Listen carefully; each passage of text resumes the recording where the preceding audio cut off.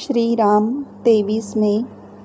आजचा महाराजांचा प्रवचनाचा विषय आहे देवाकरिता स्वतःला विसरावे. तुम्ही स्वतःला दिवसातून एकदा तरी विसरता की नाही? हल्ली आपण आपल्याला विसरतो, पण ते विषयाकरिता विसरतो. स्वतःला विसरावे, पण ते विषयाकरिता विसरू नये. एखादे वेळेस असे होते की एखादी आनंदाची बातमी समजली म्हणजे आपण काय करतो हे आपल्यालाच समजत नाही. अशावेळी देह भानावर नसतो हेच खरे. त्याचप्रमाणे दुःखाची बातमी कळली म्हणजे होते.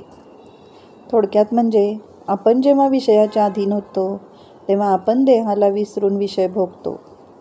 त्याचप्रमाणे क्रोधाचे होते. विषयासाठी देहभान विसरणे हे केव्हाही वाईटच, परंतु देवाकरिता जर आपण आपल्याला विसरलो तर ते फारच उत्तम. भजन करत असताना देहभाव विसरून भजन करावे. आपण आता तसे करतो का? भजन म्हणत असताना कोणी ताल चुकला की लगेच आपण रागावतो. ते खरे भजन होत नाही.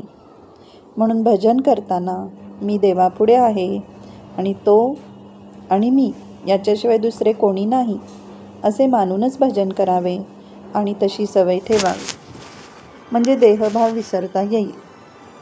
संसारात आपण कोण हे न विसरता संसार करावा, म्हणजेच विषयाच्या अधीन केव्हाही न होता संसार करावा. स्वतःची आठवण ठेवून प्रपंच केला तर तो आपल्याला बाधक व्हायचा नाही.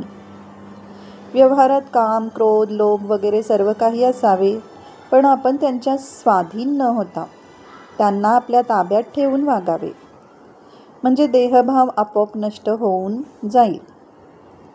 हे सर्व साधायला परमेश्वराला शरण जाणे हा एकच सोपा मार्ग आहे आणि त्याकरिता नामस्मरणात राहणे हेच साधन आहे.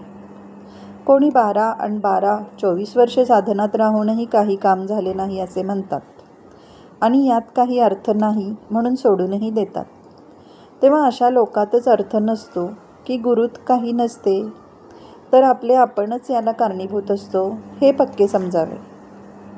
संन्यास घ्यायचा असेल तर बायकोला बरोबर घेऊन संन्यास घेता येईल का? त्याप्रमाणे विषय बरोबर घेऊन गुरुकडे गेलो तर गुरुची खरी भेट होईल का? ती शक्य नाही. याकरिता ते सांगतील ते साधनादी करावे, म्हणजे चित्तशुद्ध होते आणि ते झाल्यावर त्यांची खरी भेट होते. म्हणून आपण त्यांच्याजवळ खरे समाधान मागावे आणि ते मिळाल्यावर आणखी काय मिळवायचे राहते? मग तो ज्या स्थितीत ठेवील त्यातच समाधान होते. देहभोगाची अशा वेळी काहीच किंमत राहत नाही आणि मग त्याला कंटाळण्याचेही कारण उरत नाही. आजचे महाराजांचे बोधवचन आहे, परमात्म्याचे स्मरण यातच विषयाचे विस्मरण. जय श्रीराम.